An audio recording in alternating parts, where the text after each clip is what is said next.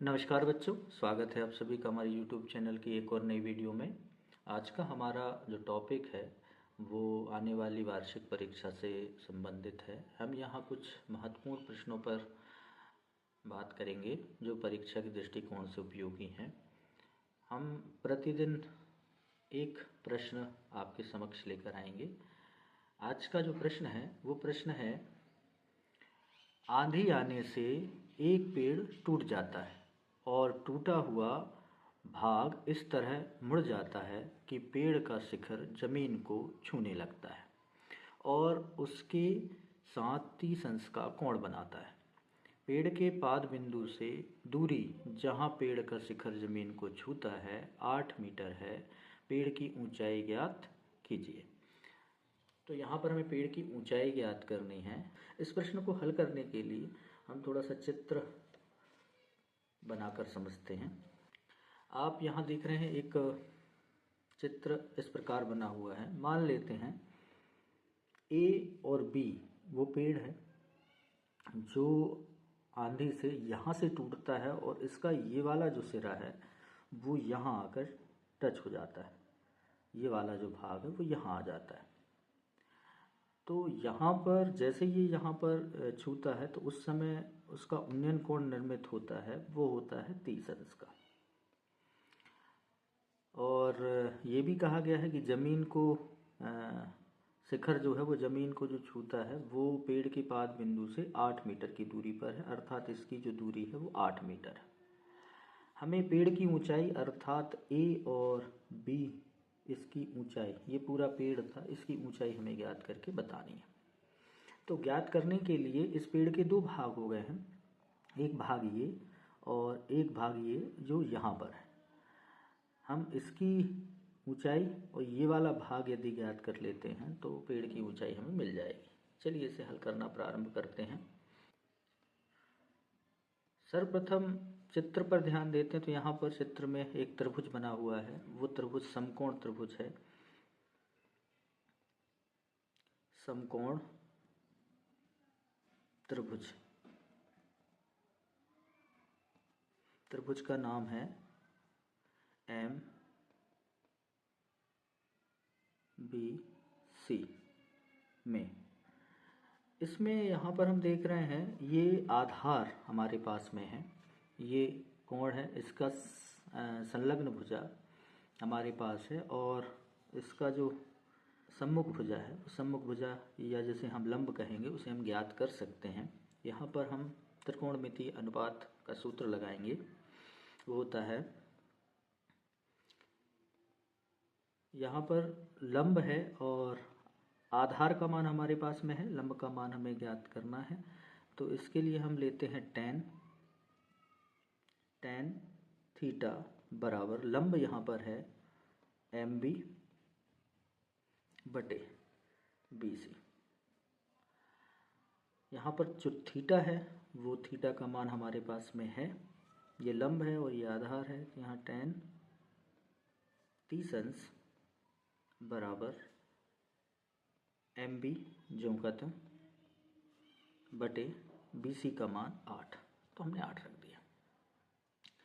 इसका मान हमारे पास में है वो होता है 1/√3। त्रिकोणमितीय सारणी से हम प्राप्त कर सकते हैं कि टेन 30 अंश का मान 1/√3 होगा बराबर एम बी बटे 8। त्रिया गुणा कर लेंगे तो ये 8 यहाँ चला जाएगा, तो एम बी का मान हमारे पास में आ जाएगा एम बी बराबर 8/√3 मीटर। तो यहाँ हमें मिल जाता है, इसकी माप मिल जाती है 8/√3 मीटर।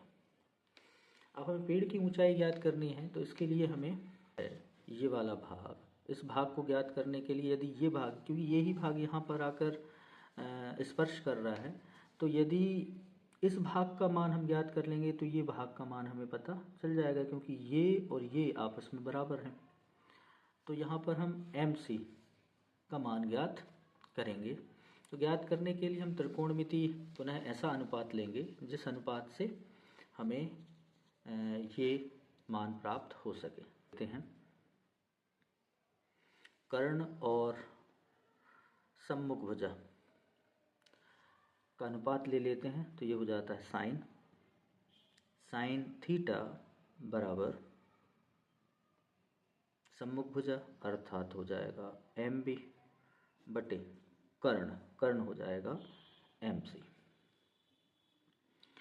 अब यहाँ पर हमने साइन लिया हुआ है, साइन यानी सम्मुख भुजा, या जिसे हम लंब बटे कर्ण कहते हैं। तो लंब का मान यहाँ पर हमारे पास में है 8 बटे कर्णी 3 और कर्ण का मान हमारे पास में नहीं है तो वो मान हम अभी छोड़ देते हैं। तो यहाँ पर मानों को हम रख देंगे तो हो जाएगा साइन 30 अंश, चूँकि कोण 30 अंश का बन रहा है।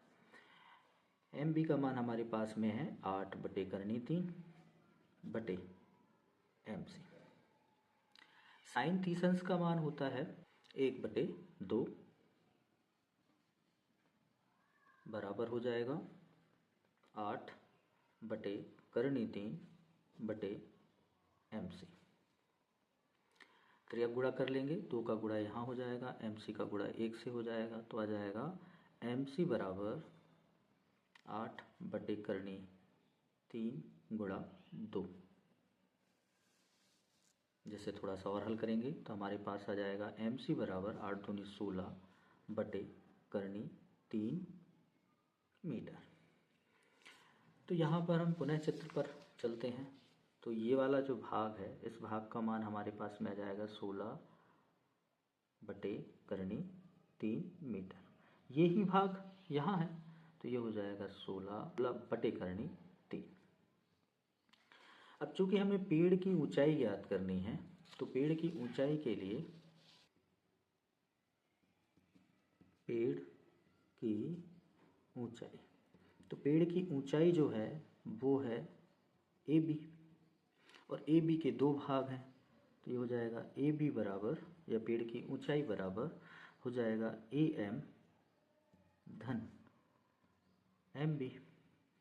AM जो है वो MC के ही बराबर है तो यहाँ पर अब आगे हम मानों को रख देंगे तो यहाँ हमें मिल जाएगा AB या पेड़ की ऊंचाई बराबर AM अर्थात ये हो जाएगा 16 बटे कर्णी 3 और MB हो जाएगा 8 बटे कर्णी 3।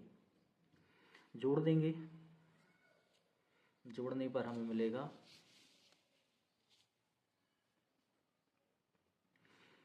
हर इनके समान है तो कर्णी 3 16 धन 8, क्योंकि हर समान है आपस में जुड़ जाएंगे, 8 और 16 हो जाएगा 24 बटे कर्णी 3। हर परिमेयकरण कर लेते हैं, नहीं तो ये हमारा आंसर यहाँ हो जाएगा। हर परिमेयकरण करेंगे तो ये हो जाएगा 24 बटे कर्णी 3 गुणा कर्णी 3 बटे कर्णी 3। कर्णी 3 और कर्णी 3 का गुणा होगा तो यह जाएगा 24 कर्णी 3 बटे 3, या 3 से हम भाग दे सकते हैं। 24 में भाग दिया तो 8 8 24 8 कर्णी 3 मीटर। ये हमारा आंसर हो जाएगा, ये आ जाएगा पेड़ की ऊंचाई। तो इस प्रश्न को हम इस तरह से हल कर सकते हैं। यदि वीडियो आपको अच्छी लगी हो तो चैनल को सब्सक्राइब करें। अगले वीडियो में हम अगले प्रश्न के साथ मिलते हैं, तब तक के लिए धन्यवाद।